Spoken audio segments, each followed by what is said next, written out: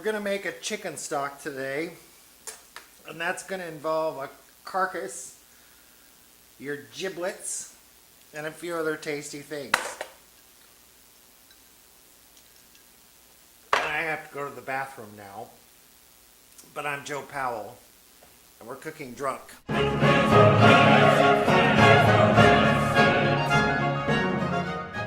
Making your own chicken stock is a basic skill. And it's not something that's gonna wow your guests or blow the skirts up of everyone who comes to your house for dinner. When I think of chicken stock, I think of sauces, gravies, cooking rice in it, making pasta dishes. It elevates your cooking to a level that you probably don't care about and haven't yet reached. There are several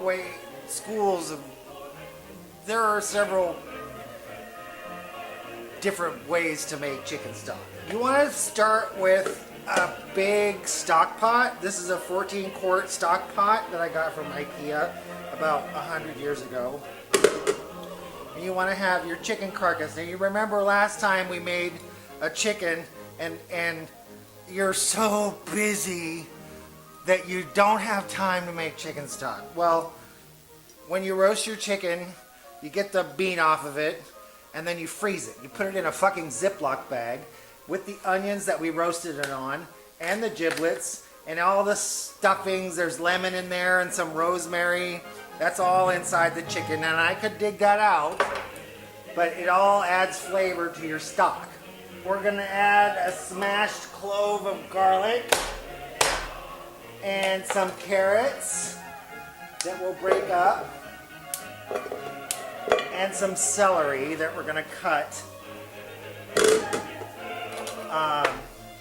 to stick in the stock. Once you have your carrots and garlic and your celery in there, we're gonna add a handful of peppercorns.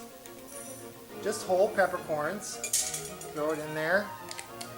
And then we're gonna add our chicken carcass.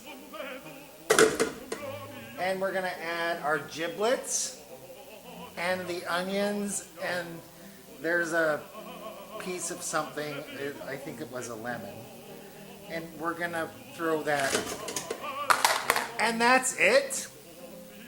You don't need anything else except for some water. Holy mother of God.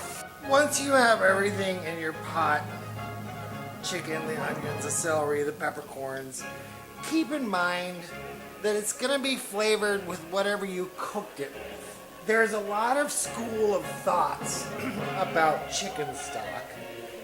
And you do whatever the fuck you want. I'm gonna reduce this for about 10 hours on the stove. You bring it to a boil, and as soon as it gets to a boil, you reduce it to a simmer. Now I have done this for 24 hours, and it makes a beautiful, thick, caramelized, amazing stock, and I get that everybody doesn't have the time to do that. A lot of people want to like skim the fat off as it's cooking, and we'll deal with all that later. I don't go for any bullshit like skimming fat.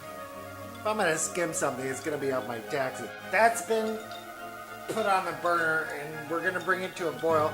And if I didn't tell you before, we filled the pot to about 3/4 of an inch from the top. That's so that it's as full as it can be, and we can still bring it to a boil. And then the second it comes to a boil, we're gonna turn it down. Did I tell you that? I don't remember telling you. And then we can go to bed and deal with it in the morning. Good morning. I overslept, and so this chicken stock went 11 hours, which is fine because it just makes it that much more dark, and there's a little less of it. But there's gonna be plenty, and it's gonna be fine. And I'm gonna show you how to. We've removed all of the chicken and the vegetables and stuff from that. what we have here is a bowl, big glass bowl. We have a fine mesh sieve and a very clean cotton dish towel. It's important that you use cotton. Okay, this is food we're talking about here. It is important that you use a very clean dish towel. I keep dish towels specifically for this purpose. I buy them at the dollar store.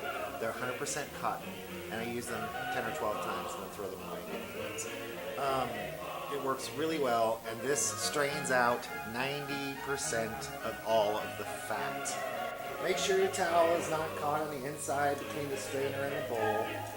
Push it down, and then you're going to take this, pour it out. God, that's gross. And then you have to hold the basket up by the handles. Damn it. And you let that strain through. If you could prop it up on something, bully for you. I've strained this through the towel, and just, I mean, if you can see that, it's just a beautiful golden color. That does not happen by cooking it for 2 hours, okay? That happens by cooking it for 11 hours. It takes time, but it's not active time. You could do other things while you're doing it, so don't worry about it. This has still got fat in it. And what have I told you about fat before? Fat causes flavor. When this cools, we're going to cover it with saran wrap, and when it cools in the fridge, all that fat is going to layer to the top, and I'll show you what to do with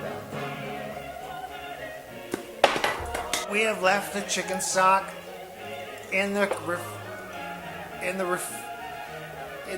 refrigerator, covered, and because we strained it through the mesh strainer and a towel, there's not a lot of fat in there.